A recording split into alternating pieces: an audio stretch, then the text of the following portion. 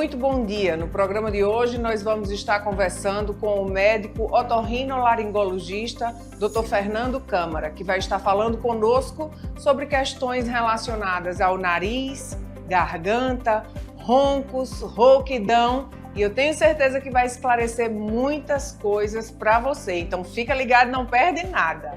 O Saúde em Evidência tem o apoio de Líder PE, Lojas LW, Memorial Imagem e Impact Soluções. Muito bom dia, muito obrigada por você mais um sábado abrir as portas da sua casa para o Saúde em Evidência. O programa de hoje está bem especial, nós vamos estar falando aqui, conversando com o doutor Fernando Câmara, médico otorrinolaringologista, que vai desmistificar muita coisa para nós, vai trazer muitas informações acerca da saúde dos ouvidos, do nariz, da garganta e tantos outros assuntos que estão correlacionados a esses órgãos. Fica ligado que o programa de hoje está imperdível e certamente você que está em casa, ou você ou alguém da sua casa já pode ter tido episódio de ronco, ou até você mesmo. E se sim, chama essa pessoa para aprender aqui hoje com o Dr. Fernando. O programa está bem legal. Dr. Fernando, seja muito bem-vindo. Fique à vontade, a TVLW é sua casa também. E eu gostaria de começar pedindo para que você se apresentasse. O doutor Fernando é novato aqui em Arco Verde, médico há muitos anos, vou deixar ele se apresentar, mas aqui na nossa região ele acabou de chegar, tem pouco tempo que chegou, já atende em Garanhuns também, e eu vou deixar que você, doutor Fernando, fale um pouco sobre você. Vamos lá. Bom dia, Catarina, tudo bem? Bom dia aos telespectadores. Eu sou otorrino, Catarina, como você falou, sou de Recife, tenho uma formação, fiz faculdade na Universidade Federal de Pernambuco, fiz residência médica também lá na Federal, no HC. Depois passei um período viajando aí, morei fora, morei na França, em Bordeaux, fiz uma especialização lá. Sou muito afeito, né? Trabalho muito com essa parte de otorrino em geral. Então a gente sabe, como você falou também, tem muita gente que tem muito problema de ouvido, de nariz, de garganta, de apneia do sono, de ronco, rouquidão. Então assim, há uma gama muito ampla, Catarina. A gente está aqui em Arco Verde há mais ou menos uns 7 meses, já tendo em Garanhuns. Na verdade, eu estou correndo ao contrário, fugindo um pouquinho de Recife e me dedicando mais a ficar nessa região aqui. Minha pretensão realmente é ficar só Garanhuns e Arco Verde. Ainda estou com um pezinho lá, algumas pendências, enfim, para resolver lá por Recife, mas em breve vou estar só por aqui mesmo. Que coisa boa, seja muito bem-vindo à nossa região. Vamos começar, a gente está no mês de fevereiro, é um mês que é muito quente aqui no Nordeste, e claro que, assim como eu estou falando, muitos de vocês em casa certamente já sofreram por esses dias, nessa temporada, com rinite e sinusite. Qual a grande diferença de rinite e sinusite e como é que a gente pode acalmar quem está em casa ou até explicar, ajudar as pessoas que estão em casa que têm recorrência de sinusite e rinite? Primeiro, vamos falar um pouquinho da diferença entre essas duas patologias. Perfeito, Catarina. Muito boa pergunta, muito boa colocação. Então, a rinite é uma inflamação do que a gente chama fossa nasal, tá? Fossa nasal é o nariz, né? Então, o nariz, a gente tem essa parte, a protuberância na face, e tem a parte que vai para dentro do rosto. Isso aí é o nariz, é a fossa nasal.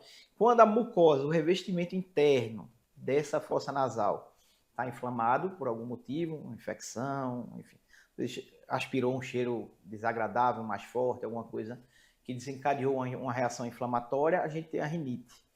A sinusite é uma coisa que muitas vezes vem associada.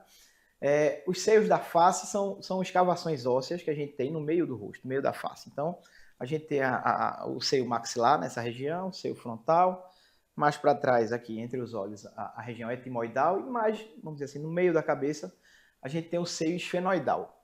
Quando a mucosa, né, que é o revestimento interno desses seios da face, está inflamada, aí sim a gente caracteriza a sinusite.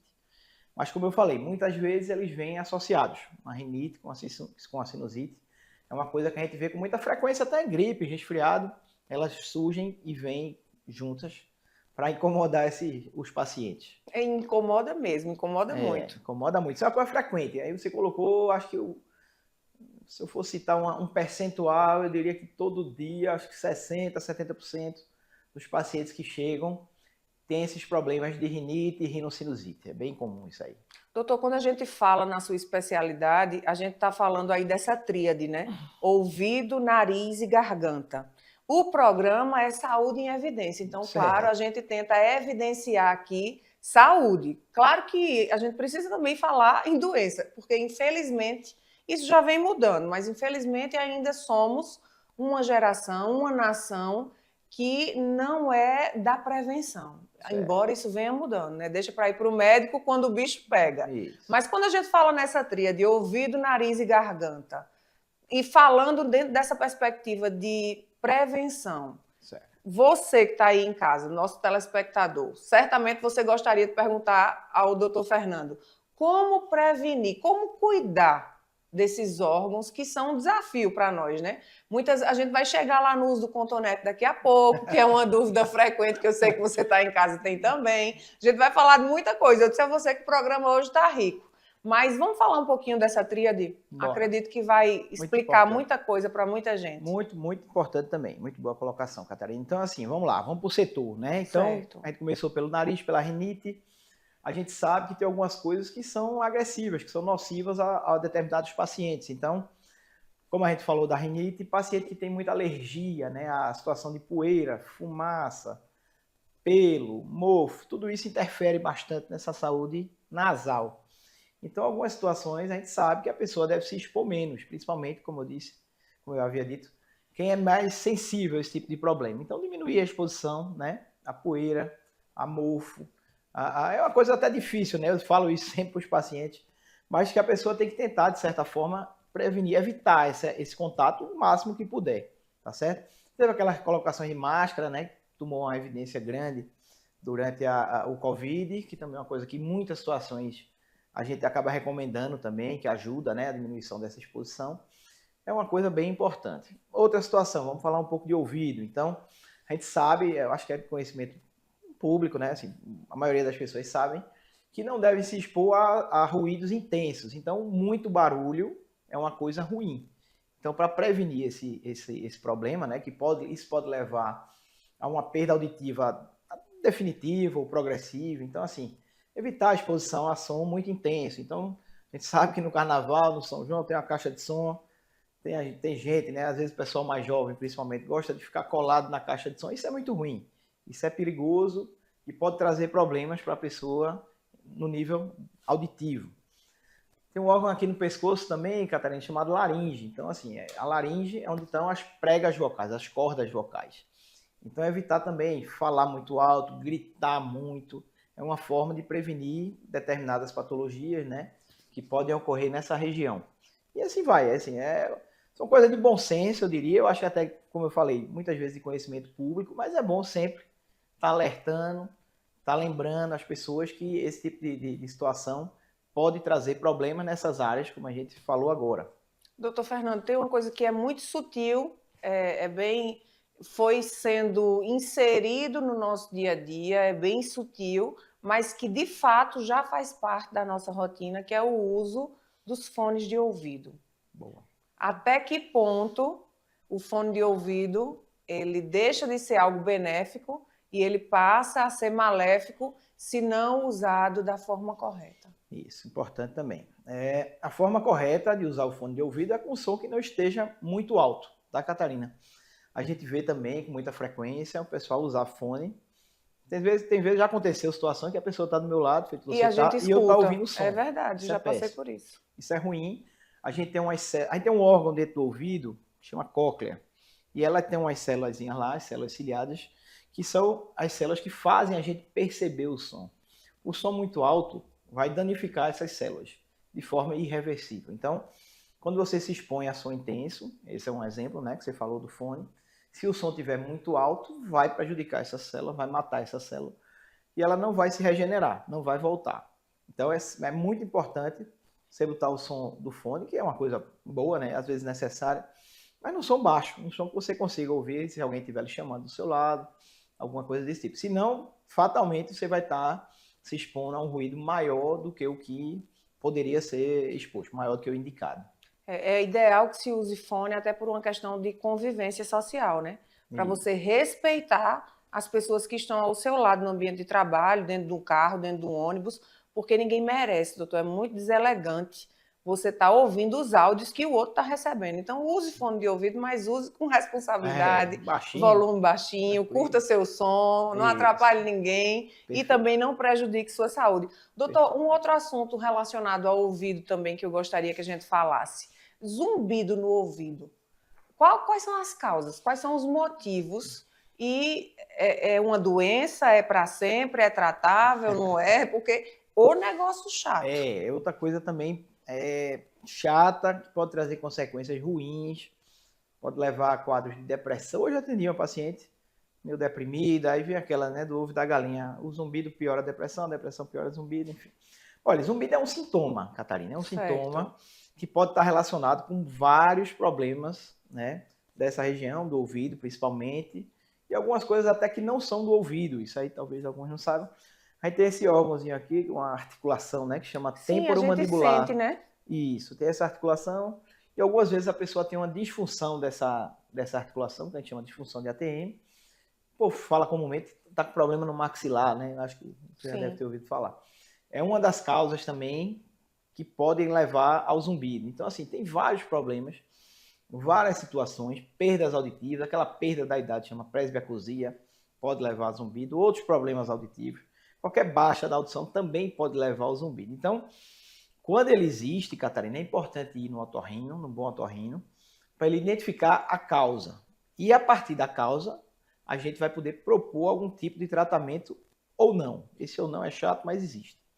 Então, existem algumas situações que o zumbido não vai ter um tratamento comprovadamente muito eficaz. Mas, ainda assim, a gente pode lançar mão de algumas possibilidades que, às vezes, ajudam também esses pacientes. Então, em havendo zumbido, primeira coisa, procurar o otorrino. O otorrino vai tentar identificar qual a causa. Se for uma causa tratável, vai ser tratado, obviamente. E muitas vezes o zumbido resolve. Algumas situações, o zumbido acaba não tendo um tratamento tão eficaz, tão adequado, dependendo, como eu disse, né, da causa. E a partir daí a gente define, conversa com o paciente e propõe algumas possibilidades para poder resolver ou minimizar essa questão do zumbido. Doutor Fernando, a gente está falando de ouvido, vamos continuar falando de ouvido. Cotonete. Cotonete é algo que a gente sempre... Eu fico na dúvida, é para usar, né? Ou não é para usar? É cultural. Uns dizem que tem que usar, outros dizem que não é para usar. É para usar, não é para usar? Rapaz, como é para usar? Não é para usar não, Catarina. Geralmente a gente não recomenda, sabe? Na verdade, não é indicado usar nada dentro do ouvido. Não bota nada para dentro do ouvido, porque tem as estruturas internas, né? Tem o tímpano, tem a pelezinha lá. Desculpa. E às vezes pode danificar, trazer um prejuízo para esse paciente. Então, o ideal é não usar o cotonete. Pronto, você já fica em casa sabendo que o ideal é não usar o cotonete. A gente vai chamar um breve intervalo. Boa. Daqui a pouquinho a gente está de volta com outros assuntos para você. Aqui na Impact, nós entendemos que cada negócio é único.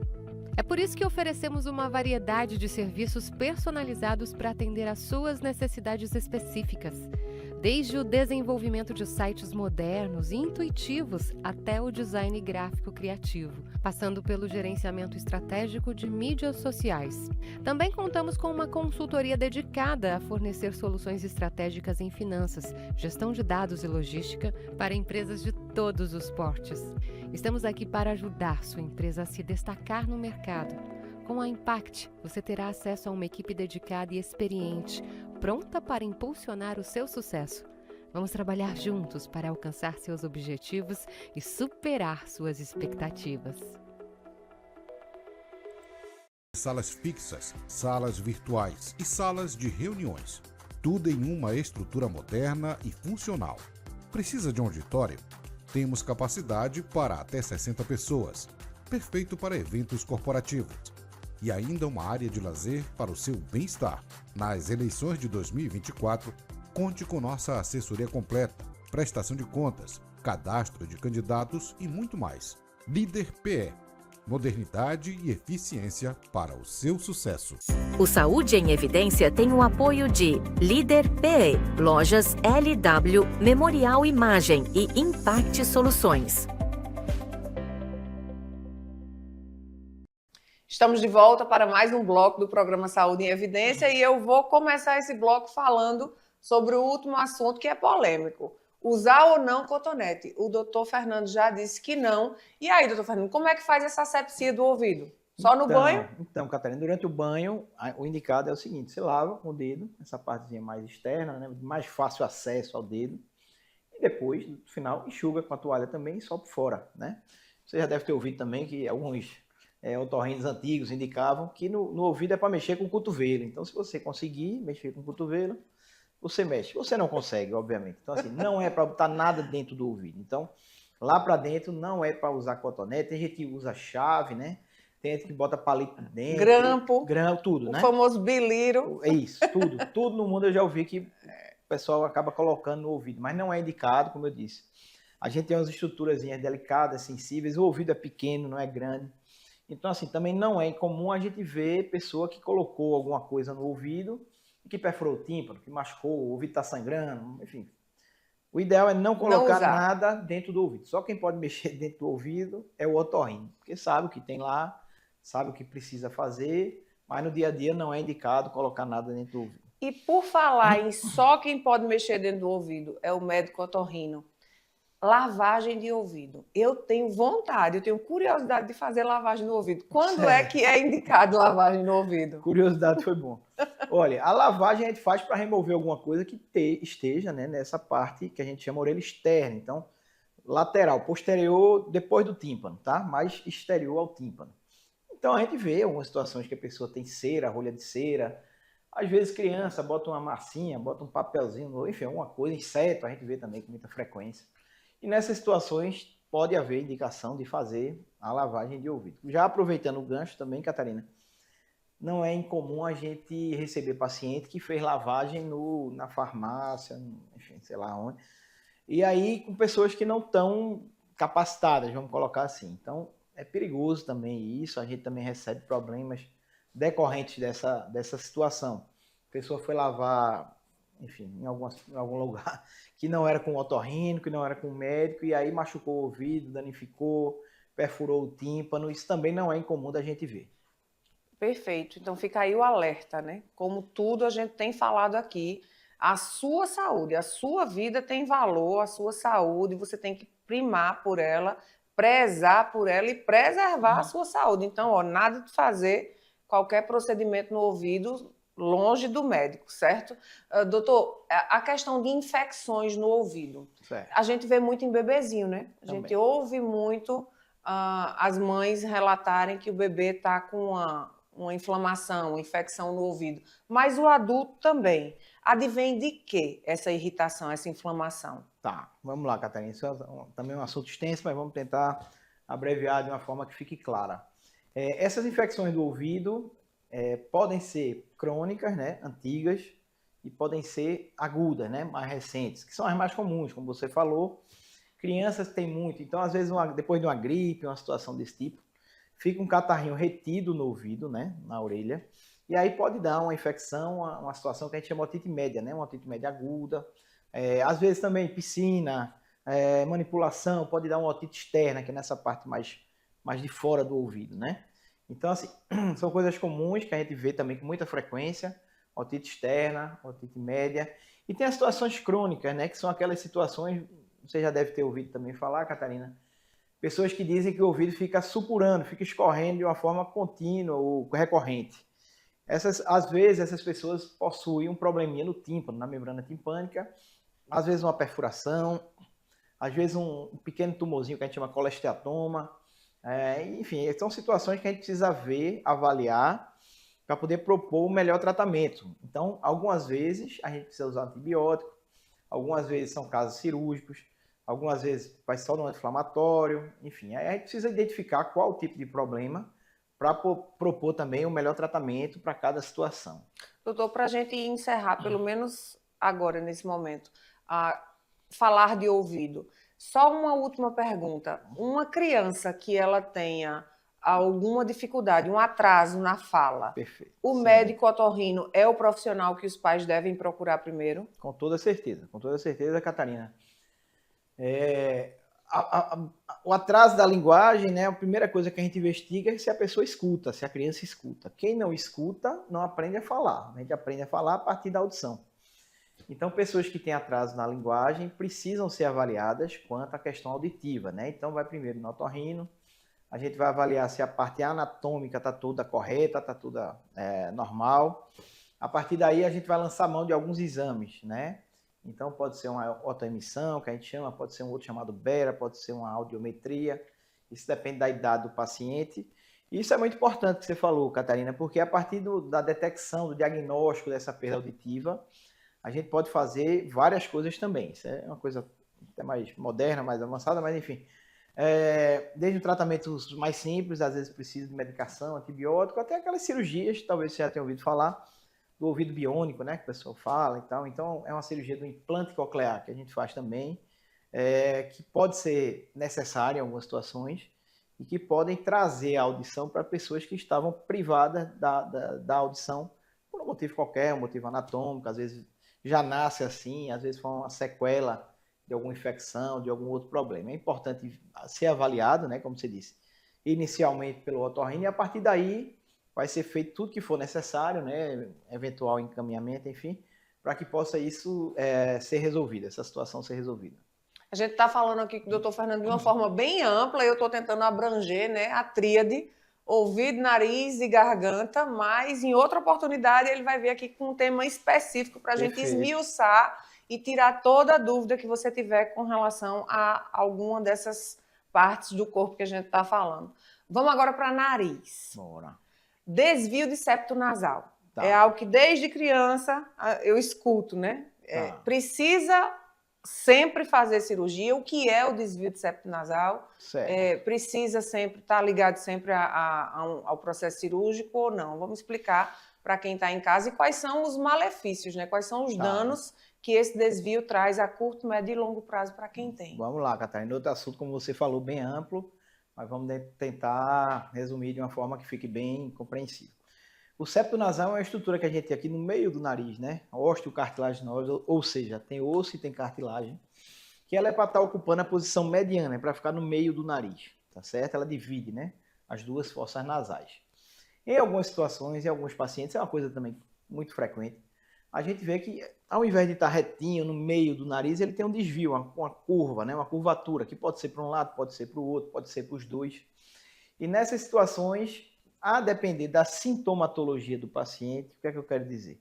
Se o paciente tem um desvio grande, tem um desvio de septo, e está sentindo obstrução nasal, o nariz está ficando obstruído, ele pode sim ser um candidato a uma situação de cirurgia, né? A uma cirurgia que a gente chama de septoplastia, que é para corrigir. Você tirar, retirar, remover esse desvio e deixar o nariz dele o mais centrado possível, mais reto e mais mediano possível. Você perguntou se sempre é cirúrgico. Não, não é sempre cirúrgico, não. Então, algumas situações que o paciente tem o desvio, mas o desvio pode ser um pouco mais posterior, mais na parte de trás, ou que não esteja causando uma obstrução nasal importante, algumas vezes a gente acaba optando por não operar. Então, vai depender de cada caso, vai depender da sintomatologia do paciente, se tem outras patologias associadas, que aí a gente faz um compêndio a partir dessa sintomatologia e do exame clínico e da situação do desvio para ver se vale a pena operar, se precisa operar ou não.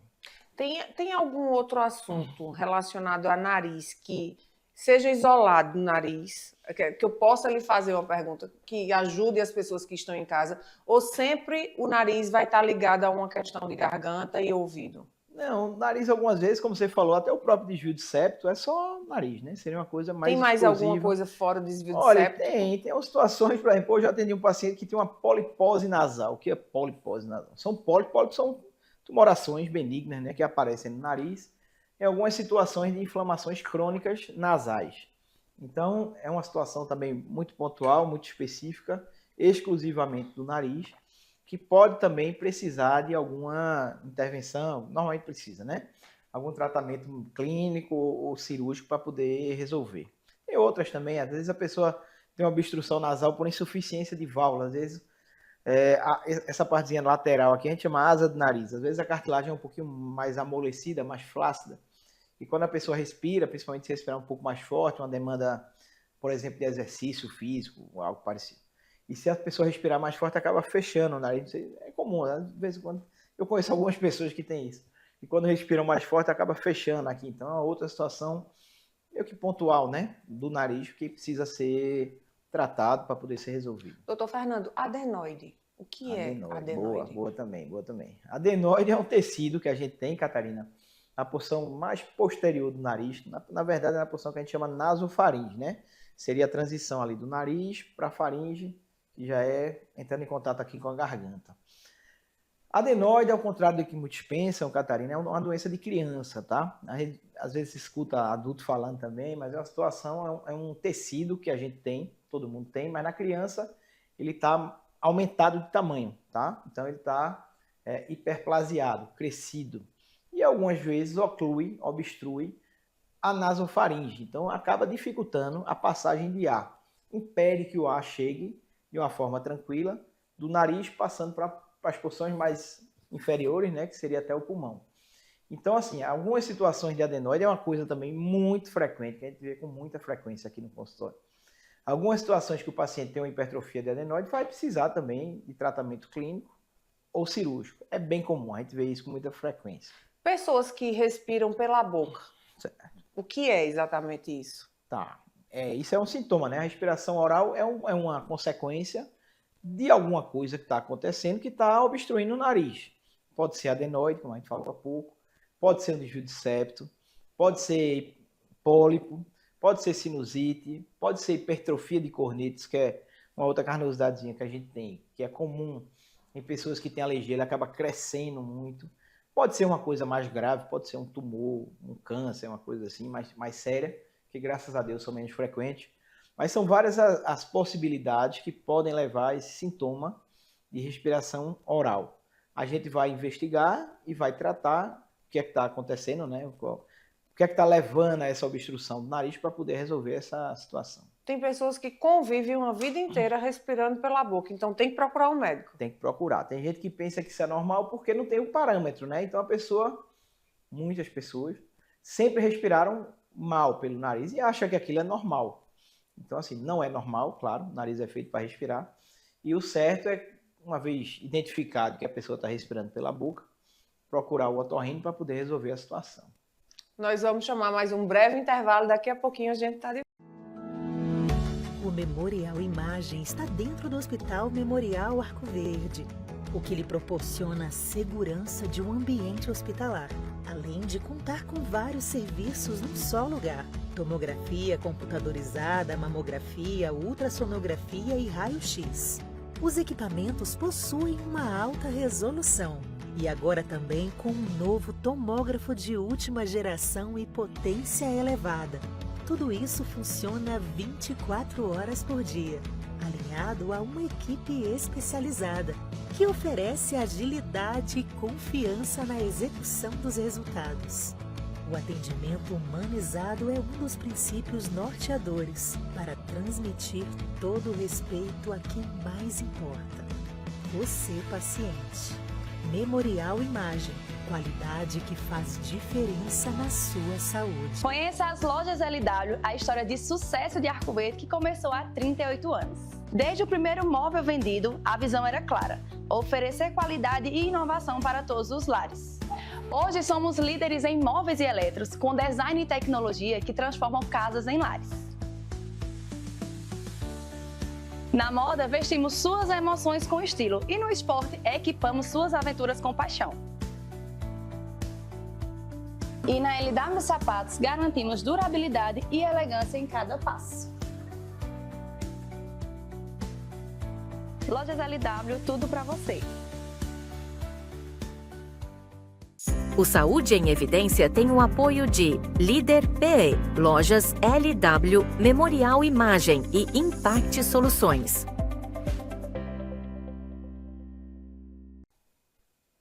Estamos de volta para mais um bloco do programa Saúde em Evidência e o assunto agora, muito provavelmente, interessa a você ou a alguém da sua casa. Doutor, ronco.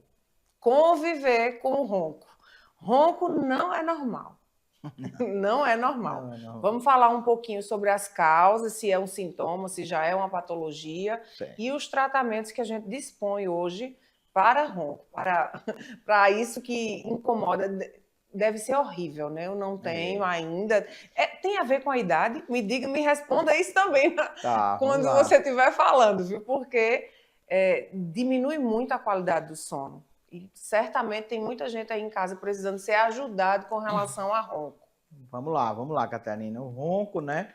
E a apneia do sono, acho que Sim, não sei se pode você já ouviu ligar. falar também, são Já, coisas ligadas, na sim. verdade. Então, seria meio que uma gradação, né? Então, a pessoa começa com ronco e depois evolui, vai piorando, enfim, chega na apneia em algumas situações.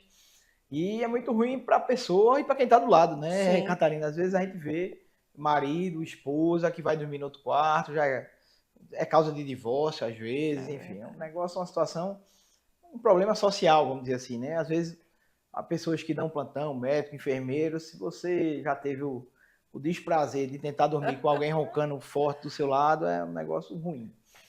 É uma situação também de otorrino que a gente vê com alguma frequência, Catarina. Está associada é uma soma de fatores, tá? Então, o nariz ruim favorece o ronco. Pessoas que têm a amígdala muito grande, a úvula também, às vezes, redundante, que a gente chama muito grande. Isso também é uma situação que pode levar ao ronco. Pessoas que têm um queixo muito para trás, né? O que a gente chama retrognato. Então, a pessoa tem a arcada óssea com o queixo muito para trás. A mandíbula também favorece ao ronco. Uma coisa muito importante, muito frequente, é a questão do peso. Então, a pessoa que é mais forte, né? Pessoas obesas também, via de regra, é muito comum que essas pessoas ronquem. Ele se deve, né, esses problemas todos, a um estreitamento e ao fechamento, né? A apneia é o fechamento da via aérea. Então, a pessoa começa a puxar o ar, quando ela começa a vibrar, produz um som, que é o ronco. Em algumas situações, ela acaba fechando a via aérea. Então, a pessoa puxa o ar e o ar não vai porque a via aérea fecha. Isso é a apneia do sono, é a parada da respiração durante a noite, né? Uma situação também que a gente pode identificar, claro, geralmente a pessoa sabe alguém que mora com ele, mora perto, dorme perto, ouve o ronco e acaba informando, e isso traz repercussões, traz problemas, tá, Catarina? A gente sabe que o ronco e a apneia são responsáveis por problemas de saúde outros, né? Então, pressão alta, diabetes, AVC, problemas cardíacos, impotência sexual, tudo isso está associado com ronco e apneia do sono, tá? Existe um exame que a gente está fazendo aqui também em Arco Verde, que é a polissonografia, que é para detectar essa questão e quantificar, né? Se tem e quanto tem de ronco e de apneia do sono. Então, a partir daí, a gente vai fazer essa avaliação, como eu disse, né? De outros fatores, para poder identificar qual a causa do ronco e da apneia da pessoa e para poder a gente fazer um tratamento.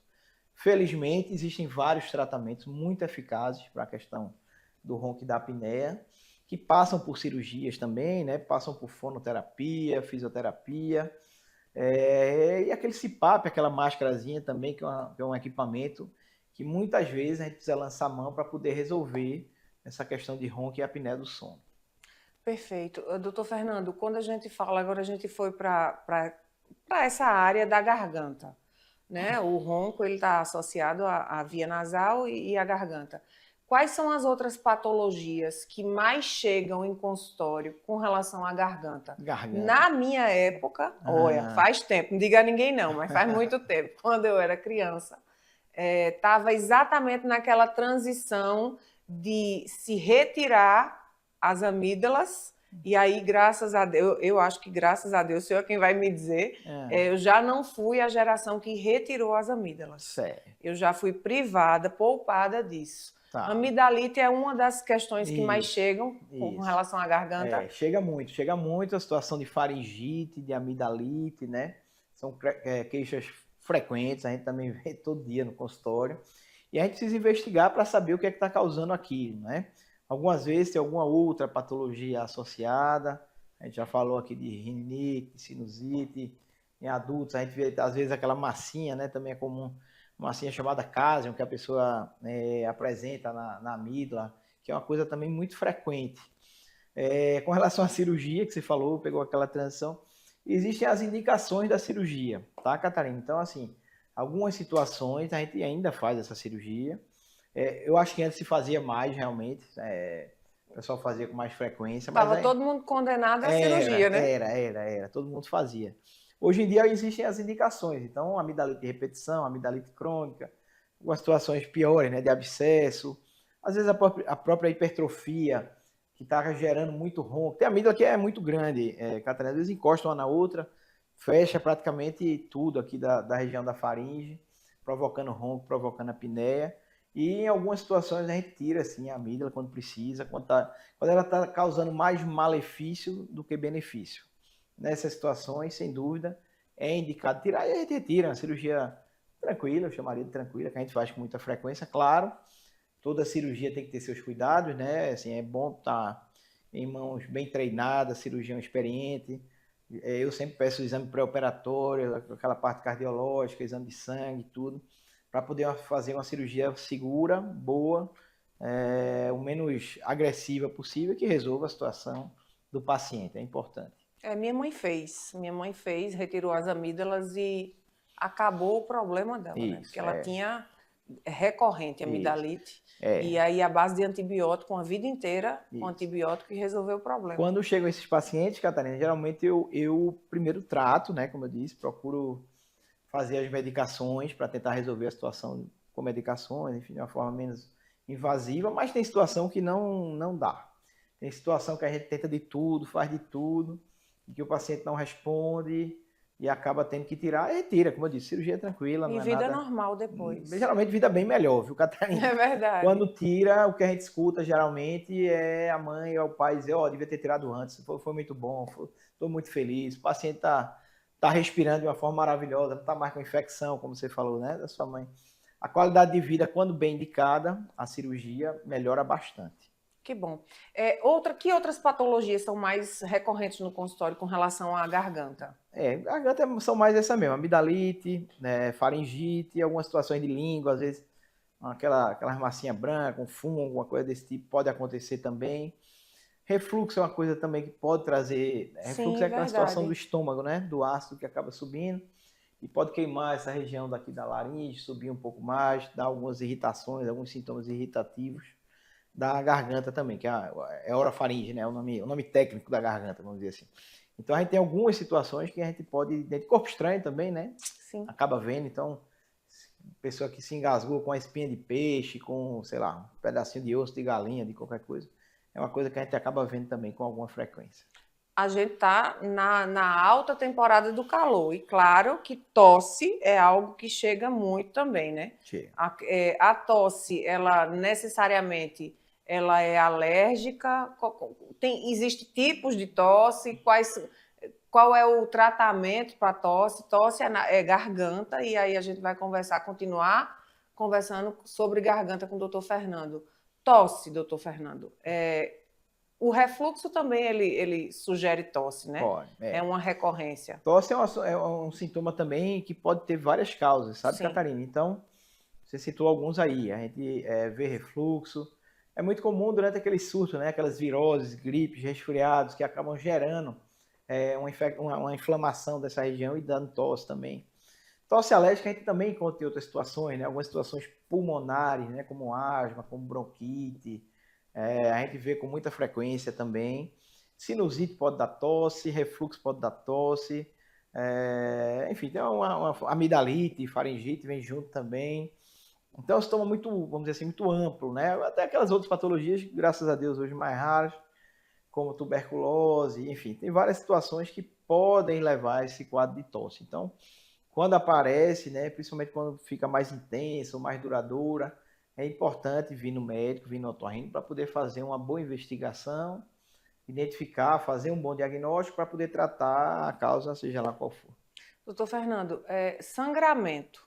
Sim. No ouvido, no nariz e na garganta. Lógico que não é normal e a gente vai querer saber sobre isso. Eu fui uma criança que tinha muito sangramento no nariz, estava brincando ou nem fazendo nada. Na escola, cabeça baixa, escrevendo, daqui a pouco o nariz sangrava. Cresci e não sei o que era. Até agora, isso me veio agora, né? Falando, me ouvindo, e me trouxe a memória. Então, assim como o sangramento no nariz, tem também os sangramentos de ouvido e de garganta. Vamos falar um pouco sobre isso? Bora, vamos lá, Catarina. Como você falou, não é normal, né? O nariz não é feito para sangrar, a boca, a garganta, o ouvido, nada disso é feito para sangrar. Então, se está sangrando, provavelmente tem alguma coisa errada, né? O nariz, eu diria que talvez seja o mais frequente desses sangramentos. A gente vê muitas vezes associado com questões simples, até de rinite, sinusite, e a pessoa apresenta, né, algum tipo de sangramento. É importante a gente avaliar, né? Ouvido muitas vezes a pessoa é mais comum traumatizando ou consequência de uma infecção, né? Uma otite, uma coisa desse tipo, que pode sair sangue, às vezes sai sangue com pus, enfim, alguma coisa desse tipo.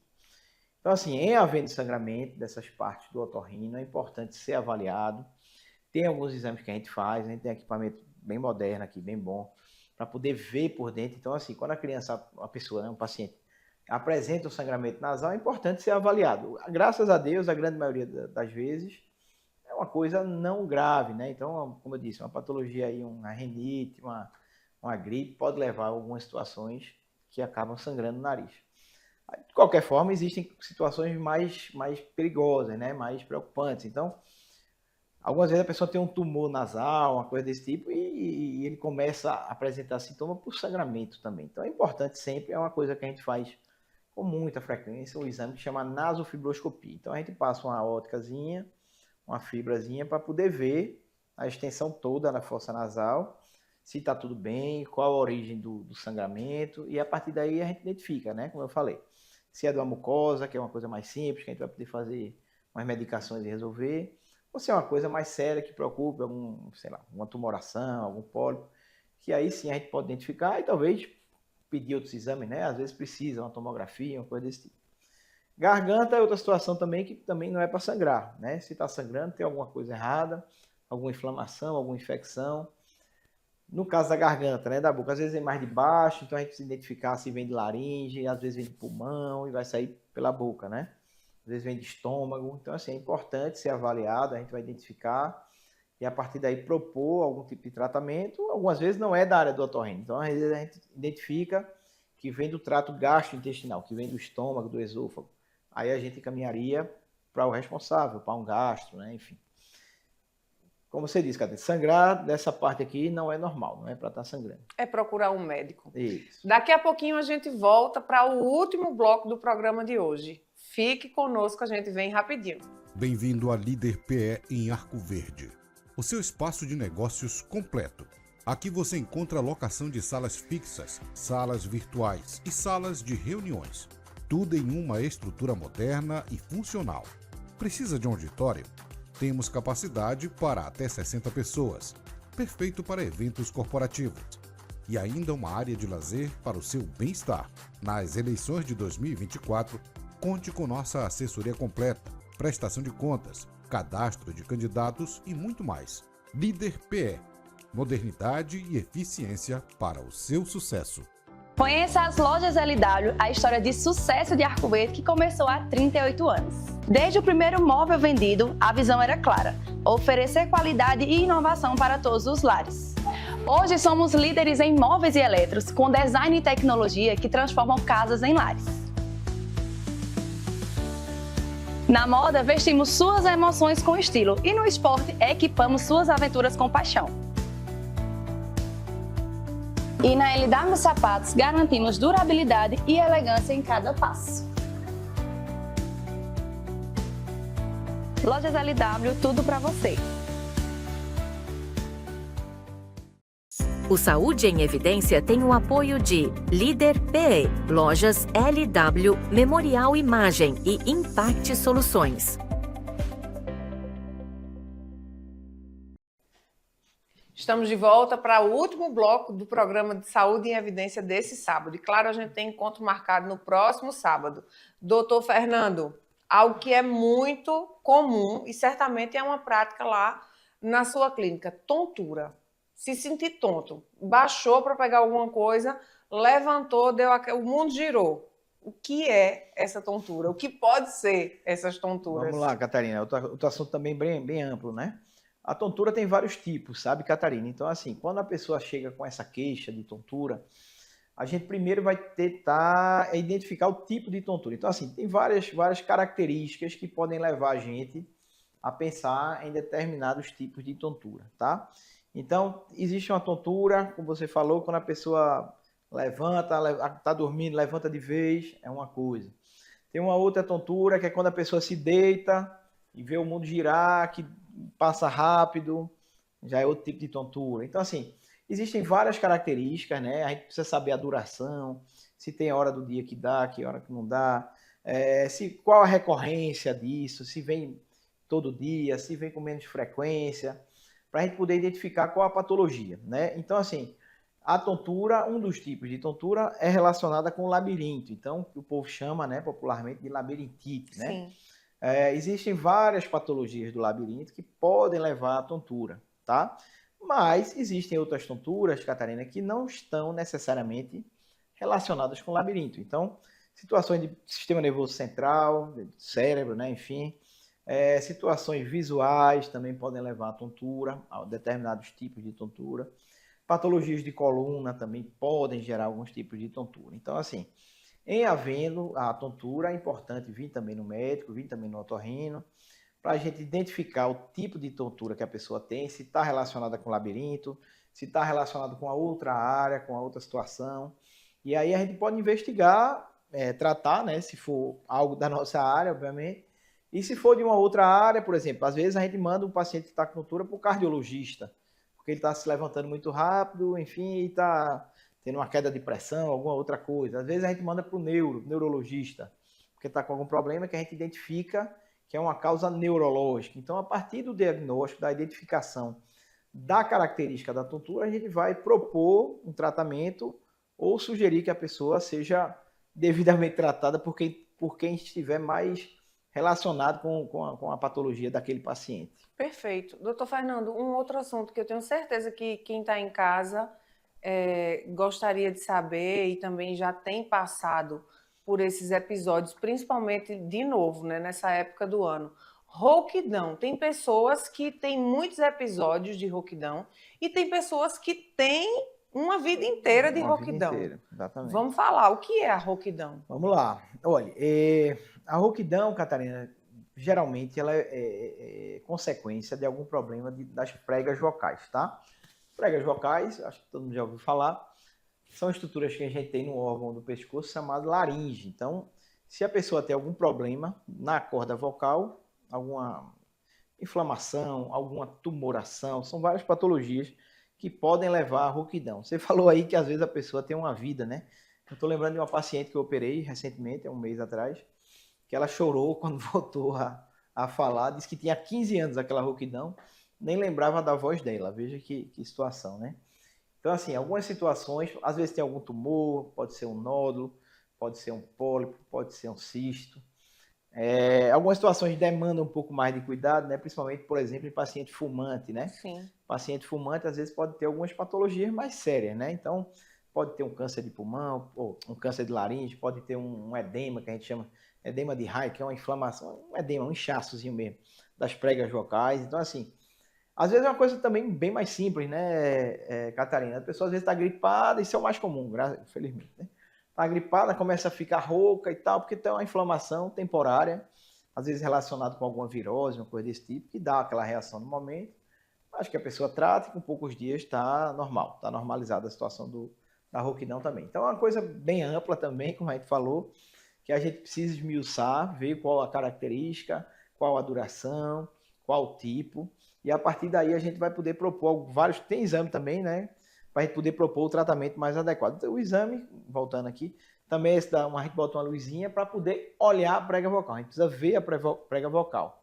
Então, é um exame dinâmico, a gente pede para a pessoa falar alguns fonemas, e a partir daí a gente identifica qual é a patologia, e aí a gente vai propor algum tipo de tratamento, seja fonoterapia, seja medicação, seja cirurgia, cada um responde de um jeito. Doutor, nessa tríade ouvido, nariz e garganta, a incidência de cânceres, sim, percentualmente, como é que está hoje na prática clínica? É uma coisa que, infelizmente, a gente não vê com tanta frequência. Câncer, vamos deixar claro para os telespectadores, câncer é um tumor maligno, né? Tumor benigno a gente vê com muito mais frequência, mas, felizmente, tumor maligno a gente vê com pouca frequência. Mas existe, claro, Algumas associações a gente sabe que existem também. Então, pessoas que fumam, a gente já fica mais preocupado, né? Se fumar e beber, adiciona mais um grau de percentual, vamos dizer assim, uma incidência mais frequente, maior, né? Então, a gente precisa ver isso aí, ficar sempre atento. Pacientes idosos também, acaba a gente ficando um pouco mais preocupado. Pessoa que está com perda de peso, que está com algum outro sintoma, como você falou antes também, às vezes é um sangramento nasal, sangramento oral, a gente precisa sempre estar acompanhando, ver o que é. No ouvido eu destacaria mais os tumores benignos também, que são muito mais frequentes, muito mais. As perfurações, enfim. Mas o câncer, né, o tumor maligno, a gente tem que estar sempre atento, tá? A gente sempre tem que estar com isso, sabendo da baixa incidência, mas sempre pesquisar. Porque às vezes se você se pegar essa baixa incidência, você às vezes nem sai procurando, nem sai investigando de uma forma tão minuciosa, mas tem que ter isso sempre em mente, que elas existem e que acontecem, claro, com a baixa incidência, mas que a gente precisa detectar o mais breve possível. Isso é um problema que a gente acaba tendo também, principalmente no interior, eu diria, Catarina. Que às vezes a pessoa vai tendo algum tipo de sintoma e vai empurrando, vai deixando para lá, vai jogando para frente, e quando chega já está num grau mais avançado. A gente sabe também que quanto mais precocemente for diagnosticado um câncer, uma situação desse tipo, mais fácil de tratar e de curar o paciente, né? Doutor Fernando, qual é a frequência? Vamos supor, você que está em casa não tem nada, nenhum sintoma disso tudo que a gente conversou hoje. É difícil, mas pode ser que você não tenha, graças a Deus, nenhum desses sintomas, todos que a gente falou aqui hoje.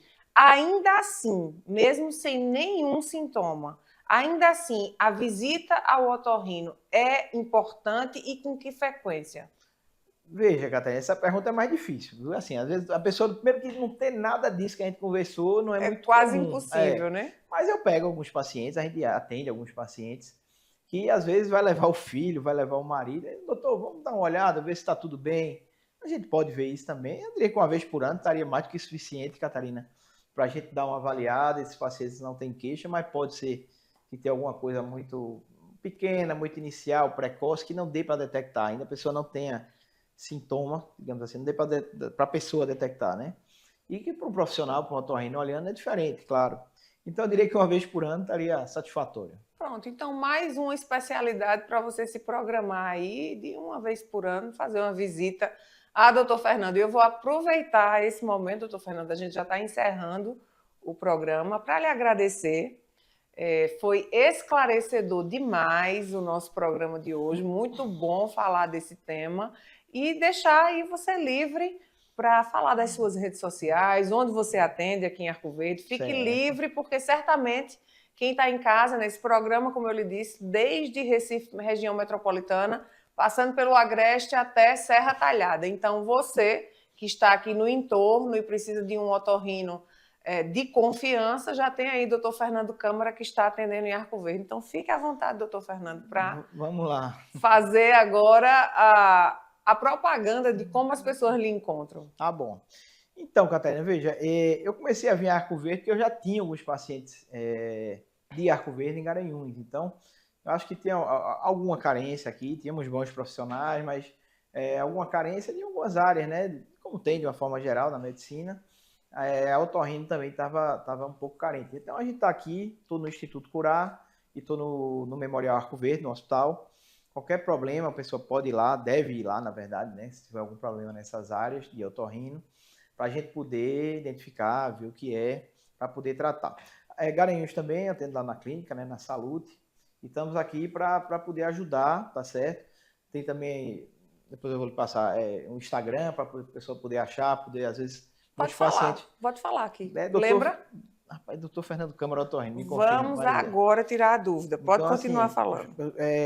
Pode ver pelas redes sociais, é importante sempre, como a gente falou, procurar profissionais bem capacitados para poder resolver qualquer patologia que a pessoa venha a ter. E estamos aqui, como eu disse, no Instituto Curar, no Memorial Arco Verde, para resolver situações clínicas, já estamos fazendo algumas cirurgias aqui também, e vamos lá, que precisar, poder ajudar a população aqui da região. O Instagram do doutor Fernando, anota aí, Fernando Câmara Otorrino. E lá no Instagram dele tem todos os telefones, todos os contatos das clínicas. em Garanhuns, em Recife e em Arco Verde. Fernando Câmara Otorrino, tudo junto, já começa a seguir o Dr. Fernando e aproveita que ele tem muitas dicas, o conteúdo do Instagram dele é bem rico, já vai esclarecer muitas coisas para você. Eu quero te agradecer pela audiência e lembrar que no próximo sábado, pontualmente às 10 horas da manhã, a gente tem encontro marcado.